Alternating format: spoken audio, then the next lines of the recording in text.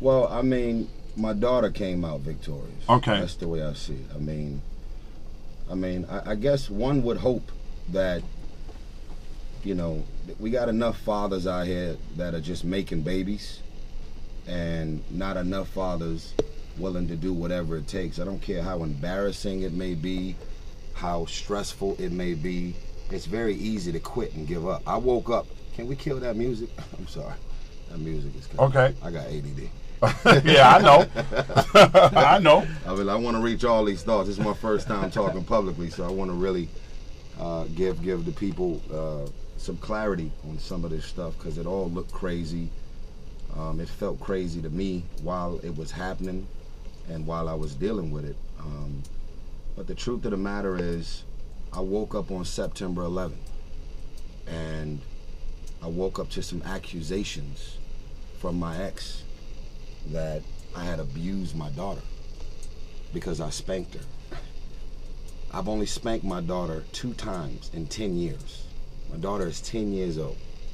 My daughter, I consider my daughter to be like my best friend, my angel, my baby. And I woke up literally on September 11th while the whole country was mourning September 11th, and I woke up to a different kind of attack. And this attack included a restraining order, a no contact, like no calls, no FaceTime. I can't see my baby. So naturally, when you get accused of something like that and there's a restraining order in place, then you're like dealing with the reaction of a random accusation, and then you're also dealing with the reality that my one and only child I can't see, can't talk to, can't communicate with, no pickups and drop-offs at the school. It just like happened. And I did 87 days, bro. I went 87 days without my one and only child. I've never gotten a woman pregnant since and before. Mm-hmm. And when I announced that my wife was pregnant, it was because I was taking psych meds.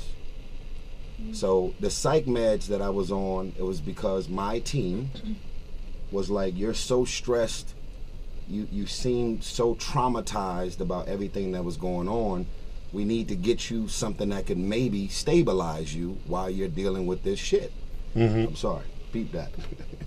and so, being is that I don't want to lose my team, I don't want to lose my personal life, I was like, I don't drink, I don't smoke, I don't use any kind of drugs, but if it'll make y'all feel like I'm willing to do something that could help stabilize me, I'll try it.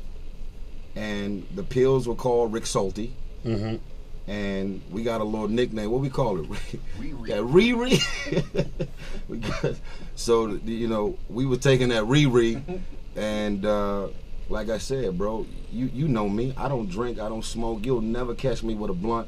Anything I smoke, and it's Ed Lover's fault, I got a cigar. I got a cigar. Like, I stepped my cigar game up because of Ed Lover. Like, I came back before Trump clamped down Cuba. I came back with about 300 of the realest Cuban cigars, and he ended up giving me names of cigars that I never even heard of, so I can bring them back and make them proud. So I just want the world to know, because I can't talk about it too much. Mm-hmm. I just want y'all to know that this was never about men versus women. This was about fathers versus liars. And there's a lot of good men that are good fathers that are fully committed. Not some baby daddy stuff. Not I make a kid and I live 12 blocks from my kid and I got a problem with my baby mama, so I'm never going to see the kid. Like, we ain't talking with that. We talking about, I am not just a father. I am a fully committed father. I may be busy. I may be moving. I may not be as available as you are while you at the house collecting baby mama checks. But at the end of the day, you cannot deny me access to my baby because you just woke up one day and decided to accuse me of some shit I didn't do. So ultimately, that's what happened. And unfortunately, you know, I want to believe that I'm a man of class and sophistication. You know, I'm a smart businessman. The way I move, my wife, my life, I wouldn't be friends with you and your wife.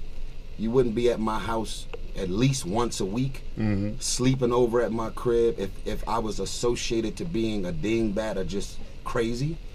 So the way I move and the way I get down, everybody knows it. So when they see me crying and it turned into song, I just want my baby, you know, when all of that went down. Don't do that again. No, listen, when it all went down and I took all, you know, I basically, when I discovered that it was the Rexulti that was messing me up, I literally dumped everything in the toilet. Good. Right? Good. And so once I dumped it in the toilet, that's when I cleaned everything up, because I was like, whoa. So I'm just like y'all at the crib. I'm now looking at all of my posts on Instagram and Facebook. I'm looking at my posts like, yo, what the hell just happened? Hold that thought. More with Tyrese coming up right here on the Ed Lover Show.